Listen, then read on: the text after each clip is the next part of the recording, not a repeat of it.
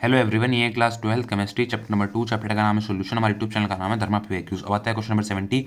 Question number 70 देख लेते हैं क्या बोला है हमारा। क्वेश्चन नंबर 70 बोला है solution containing 15 gram urea molar mass 60 gram mole inverse per litre of solution in water has the same osmotic pressure isotonic as a solution of glucose molar mass 180 gram mole inverse in water. Calculate the mass of glucose present in 1 litre of its solution. और ये question इस year में आया हुआ है। Question क्या बोला है हमारा, एक सॉल्यूशन है। क्या है? एक सॉल्यूशन है जो कंटेन करता है 15 ग्राम यूरिया। क्या कंटेन करता है? 15 ग्राम यूरिया, जो जिसका मोलर मास रखा है 60 ग्राम मोल इनवर्स। इसके अंदर 15 ग्राम यूरिया जो कंटेन करता है पर लीटर सॉल्यूशन के अंदर कंटेन करता है इन वाटर के अंदर। ठीक है।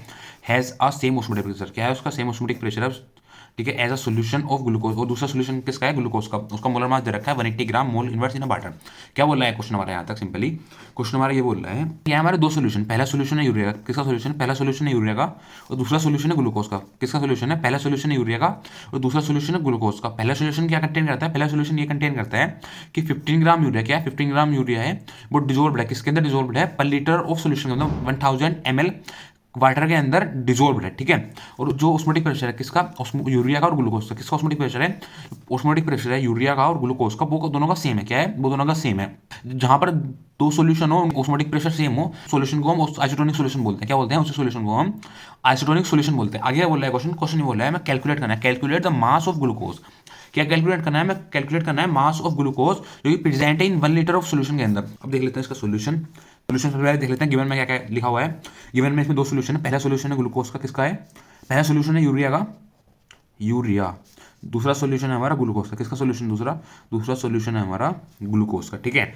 अब देख लेते हैं उसने यूरिया में क्या क्या गिवन दे रखा है। यूरिया में सबसे पहले उसने बोला है a solution containing 15 gram urea जिसका मोलर मास दे रखा है 60 gram mole inverse per litre of solution. क्या गिवन दे रखा है उसने? सबसे पहले गिवन दे रखा है मोलर मास। क्या दे रखा है? Molar mass. मोलर मास कितना है? 60 ग्राम। कितना है molar mass? 60 gram mole inverse. ठीक है। आगे उसने यहाँ गिवन दिया, उसने बोला है a solution containing 15 gram urea. 15 gram urea मतलब हो गया डब्ल्यू बी। क्या हो गया? W B. डब्ल्यू बी कितना हो गया? 15 ग्राम। कितना हो गया? W B. डब्ल्यू हो गया 15 ग्राम। ठीक है। आगे उसने बोला है पर लीटर ऑफ सोल्यूशन। क्या बोला है? पर लीटर ऑफ सोल्यूशन। इसका मतलब हो गया बी की वैल्यू हो गई 1 लीटर। कितनी होगी? 1 लीटर। ठीक है। बी की वैल्यू हो गई 1 लीटर। और लीटर किसके इक्वल होता है? तुम्हारा 1 लीटर होता है वो इक्वल होता है 1000 ml। कितने से इक्वल होता है? 1000 ml के। तो बी की वैल्यू जो होगी वो होगी हमारी 1000 ml। कितनी होगी? 1000 ml होगी हमारी बी की वैल्यू। ठीक है। ग्लूकोज। ग्लूकोज में उसने क्या बोला है? ग्लूकोज में उसने बोला है ग्लूकोज है जिसका मोलर मास दे रखा है 180 ग्राम। क्या दे रखा है? ग्लूकोज है जिसका मोलर मास दे रखा है 180 ग्राम। मतलब एम बी की वैल्यू जो होगी वो हो गई 180 gram mole inverse. 180 gram mole inverse. बाकी आगे उसने बोला है calculate the mass of glucose. क्या फाइंड करना है? मास फाइंड करना है ग्लूकोज का। इसका मतलब हो गया फाइंड क्या करना है? डब्ल्यू बी की वैल्यू फाइंड करनी है ग्लूकोज की। क्या फाइंड करना है? डब्ल्यू बी की वैल्यू फाइंड करनी है हमें ग्लूकोज की। उसने बोला है जो यू प्रेजेंट है, जो मास है प्रेजेंट है इन 1 litre of its solution. 1 litre of its solution के अंदर। इसका मतलब हो गया हमारा 1 लीटर ऑफ सॉल्यूशन का मतलब जो हमारी बी की वैल्यू होगी वो होगी 1 लीटर। क्या होगी? जो हमारी बी की वैल्यू हो गई वो हो गई हमारी 1 लीटर। 1 लीटर मतलब 1 लीटर हो गया किसके इक्वल? 1000 ml के इक्वल। किसके इक्वल हो गया? 1000 ml के इक्वल। मतलब बी की वैल्यू जो होगी हमारी 1000 ml होगी। कितनी होगी? 1000 ml हो गई। ठीक है। अब आगे देख लेते हैं। आगे ऑस्मोटिक प्रेशर का फॉर्मूला होता है pi equal C R T. कितना होता है? Pi equal C R T. अब यहाँ हमें पाई इक्वल, ठीक है। अब यहाँ पर हमें किसकी वैल्यू पता है? हमें पाई की वैल्यू पता है। पाई की वैल्यू क्या है? जो हमारा ये पाई 1 मान लेते हैं, ये पाई 2 मान लेते हैं। ठीक है। पाई 1 की वैल्यू क्या है? पाई 1 की वैल्यू है पाई। क्यों पाई है? क्योंकि उसने ऊपर क्वेश्चन में बोला था हमारा सोल्यूशन जो है क्या है? सोल्यूशन का ऑस्मोटिक प्रेशर जो है वो सेम है। क्या है? सोल्यूशन का जो ऑस्मोटिक प्रेशर है वो सेम है। क्या है? ऑस्मोटिक प्रेशर हमारा सेम है। तो पाई 1 की वैल्यू हो गई पाई और पाई 2 की वैल्यू भी हमारी पाई होगी। क्या होगी? पाई 2 की वैल्यू भी हमारी पाई हो गई। ठीक है। पाई 2 की वैल्यू हमारा ऑस्मोटिक प्रेशर सेम है तो गैस कांस्टेंट भी हमारा सेम होना चाहिए। क्या होना चाहिए? और गैस कांस्टेंट भी सेम होना चाहिए। तो R1 और T1, R1, तो R1 की वैल्यू हम R मान लेते हैं इधर। ठीक है। और T1 की वैल्यू हम T मान के मान लें। T1 की वैल्यू भी हम T मान लो। टेम्परेचर भी हमारा सेम होगा। जब गैस कांस्टेंट की वैल्यू होगी ऑस्मोटिक प्रेशर भी सेम हो गया और टेम्परेचर भी सेम होगा। पाई 2 की वैल्यू कितनी होगी? पाई 2 की वैल्यू भी पाई होगी। R1 की वैल्यू कितनी होगी? R। और इधर हो गया R2। R2 की वैल्यू कितनी होगी? R2 की वैल्यू हमारी R कितनी होगी? R2 की वैल्यू हमारी R। T2 की वैल्यू क्या कितनी होगी? क्या होगी? T2 की वैल्यू भी हमारी सेम होगी। क्यों होगी सेम? क्योंकि यहाँ पर उसने क्वेश्चन बोला था हमारा गैस ऑस्मोटिक प्रेशर सेम है। ऑस्मोटिक प्रेशर सेम की वजह से गैस कांस्टेंट की वैल्यू भी सेम हो गई और टेम्परेचर की वैल्यू भी सेम हो गई। T2 की वैल्यू कितनी हो गई? T हो गई। ठीक है। अब कर लेते हैं इसको आगे सोल्व। मतलब क्या होता है ऑस्मोटिक प्रेशर? ऑस्मोटिक प्रेशर का फॉर्मूला होता है पाई 1 इक्वल सी R1 T1 पाई 1। कितना होता है? पाई 1। और सी क्या है? सी होती है मोलैरिटी। मोलैरिटी का फॉर्मूला क्या होता है? W B upon M B into 1000 upon V in M L, किसमें वॉल्यूम है, किसमें एम एल में, into R1 into T1, R1 into T1, ठीक है। Pi 2 equal WB upon MB into 1000 upon volume, किसमें वॉल्यूम है हमारा ML में, इंटू R2 इंटू टी, ये क्या है T2 है, क्या है T2 है, तो T2, ठीक है। पाई 1 की वैल्यू क्या बताए, पाई 1 की वैल्यू क्या है, पाई है, पाई 1 की वैल्यू हमारी पाई है। एमबी की डब्ल्यू बी की वैल्यू क्या है, डब्ल्यू बी की वैल्यू है हमारी इधर 15, क्या है डब्ल्यू बी की वैल्यू है हमारी 15।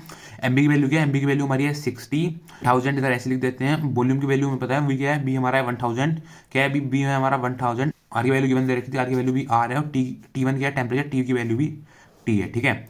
T2 हाँ हो गया पाई 2 की वैल्यू पता, पाई 2 की वैल्यू क्या है, पाई 2 की वैल्यू पाई है इक्वल डब्ल्यू बी की वैल्यू क्या है, डब्ल्यू की वैल्यू हमें फाइंड करनी है, ठीक है। एम बी क्या है, एम बी हमारा हो गया 180 इंटू 1000, कितना, इंटू 1000 अपॉन बी क्या है, बी हमारा वॉल्यूम है, वॉल्यूम की वैल्यू कितनी है 1000 इंटू R2 की वैल्यू क्या थी, आर थी, और T2 की वैल्यू क्या थी, टी क्या थी, T2 की वैल्यू थी हमारी टी, ठीक है।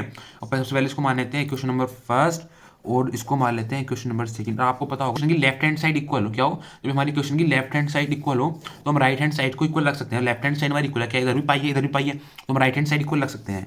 राइट हैंड साइड इक्वल रखने का कैसा आएगा फिर, तो हम राइट हैंड साइड इक्वल रख सकते हैं। तो from equation first and second, from equation first and second, ठीक है। तो अभी इधर लिखते हैं 15, इक्वेशन फर्स्ट लिख देते हैं 15 upon 60 upon 1000 into R into T upon WB upon 180 into 1000 into R into T, ठीक है। अब यहाँ पे देख लेते हैं जो कैंसिल हो रहा है उसको कैंसिल कर देते हैं। ये 1000 से 1000 चला गया, 1000 से 1000 चला गया, ये 1000 से 1000 चला गया, ये आर से ये आर चला गया, इस टी से इस टी कैंसिल हो गया, इस आर से आर कैंसिल हो गया, टी से टी कैंसिल हो गया, 1000 से 1000 कैंसिल हो गया, ठीक है। इधर क्या हो गया, इधर हो गया 15 फोर जा 60, 15 फोर जा 60, ठीक है। यहाँ पर हो गया इतना, यहाँ पर बचा 4, तो यहाँ पर क्या बचा, अब देख लेते हैं क्या बचा हुआ है इधर बचा हुआ है 1/4 इक्वल कितना कितना बचा, इधर बचा WB अपॉन 180, कितना बचा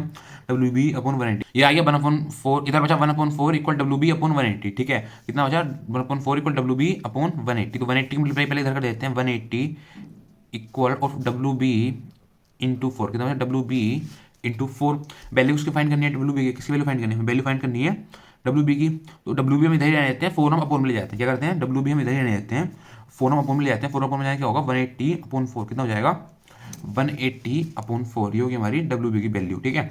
अब शॉर्ट कट कर देते हैं, कितना जाएगा 2 2 जा 4, 90 2 जा 180, 90 2 जा 180, 2 2 जा 4, और कितना हो जाएगा 45, कितना हो जाएगा 45, ठीक है। तो हमारी WB की वैल्यू जो निकल के आई, हमारी WB की वैल्यू निकल गई वो आई 45 ग्राम, कितनी वैल्यू निकल गई WB की वैल्यू निकल गई हमारी 45 ग्राम, ये हो गया हमारा आंसर, ठीक है। Thank you.